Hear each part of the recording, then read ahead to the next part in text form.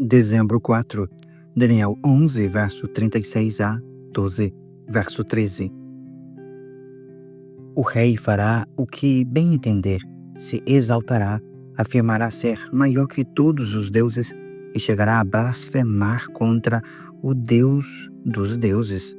Terá êxito, mas apenas até que se complete o tempo da ira, pois aquilo que foi determinado certamente acontecerá. Ele não respeitará os deuses de seus antepassados, nem o Deus preferido das mulheres, nem Deus algum, pois dirá que é maior que todos eles.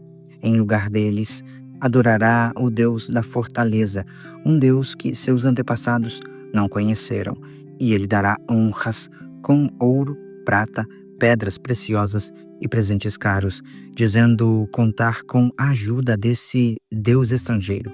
Atacará as fortalezas mais poderosas, honrará os que se sujeitarem a ele, os nomeará para cargos de autoridade e dividirá a terra entre eles como recompensa. Então, no tempo do fim, o rei do sul lutará contra o rei do norte. O rei do norte atacará com carros de guerra e seus condutores e com muitos navios. Invadirá várias terras e a arrasará com uma inundação. Entrará na terra gloriosa e muitas nações cairão, mas Moabe, Edom e a maior parte de Amon escaparão. Ele conquistará muitos países e nem mesmo o Egito escapará. Tomará para si o ouro, a prata e os tesouros do Egito, e os líbios e os etíopes serão seus servos. Mas, então, chegarão notícias do leste e do norte que o deixarão alarmado, e ele partirá enfurecido para destruir e aniquilar muitos. Armará suas tendas entre o Monte Santo e Glorioso e o mar. Enquanto estiver lá, porém, chegará a seu fim e ninguém o ajudará.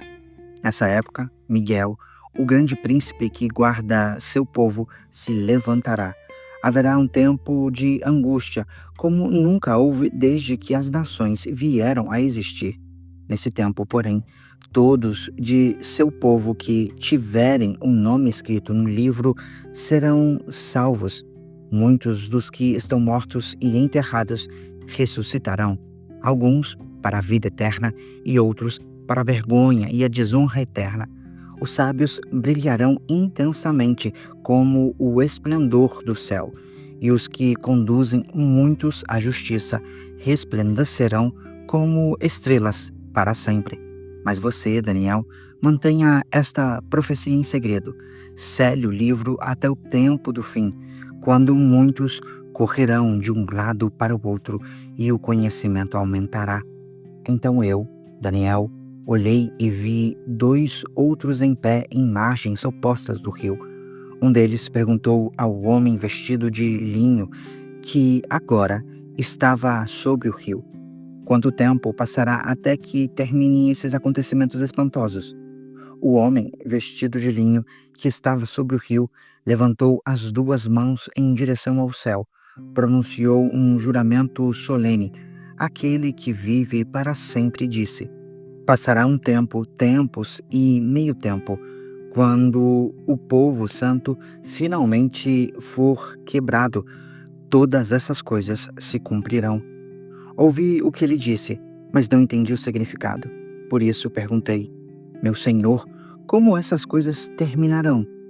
Ele respondeu: agora vá, Daniel, pois aquilo que eu disse será mantido em segredo e selado até o tempo do fim. Muitos serão purificados, limpos e refinados por essas provações. Os perversos, porém, continuarão em sua perversidade, e nenhum deles entenderá. Somente os sábios compreenderão seu significado. A partir do momento em que o sacrifício diário for suspenso e a terrível profanação for colocada ali, haverá 1290 dias. Feliz aquele que esperar e permanecer até o fim dos 1335 dias. Quanto a você, siga o seu caminho até o fim. Você descansará e, no final dos dias, se levantará para receber sua herança. 1 João 4, versos 1 a 21. Amados, não acreditem em todo o Espírito, mas ponham-no à prova para ter a certeza de que o Espírito vem de Deus, pois há muitos falsos profetas do mundo. Assim sabemos se eles têm o Espírito de Deus. Todo espírito que reconhece que Jesus Cristo veio em corpo humano é de Deus. Mas todo espírito que não reconhece a verdade a respeito de Jesus não é de Deus. Esse é o espírito do anticristo, sobre o qual vocês ouviram que viria ao mundo e de fato já está aqui. Filhinhos, vocês pertencem a Deus e já venceram os falsos profetas, pois o espírito que está em vocês é maior que o espírito que está no mundo. Eles pertencem a este mundo, portanto, falam do ponto de vista do mundo e o mundo os ouve. Nós, porém, pertencemos a Deus.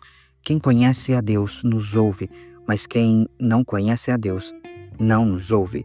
Desse modo, sabemos se alguém tem o espírito da verdade ou o espírito do erro.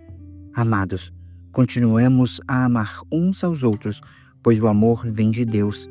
Quem ama é nascido de Deus e conhece a Deus. Quem não ama não conhece a Deus, porque Deus é amor.